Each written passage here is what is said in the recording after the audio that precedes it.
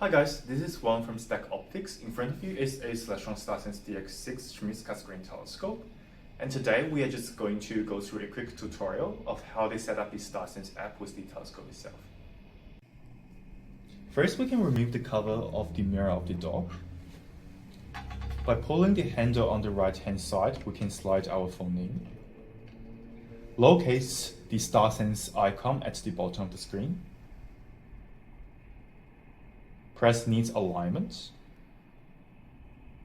So right now we've got to rotate these two rings at the back of the dock to make sure that a clear patch of the reflection could be seen through the phone screen. We need to minimize the reflections through the mirror that's showing on the phone screen. After it's completed, press Next. For this step, we need to make sure that the cross that's displaying on the phone screen will be pointing at the exact same bright star as the OTA of the telescope. After this step of the alignment is completed, press Done, press OK, and now the StarSense app will be perfectly aligned with the OTA view of the telescope.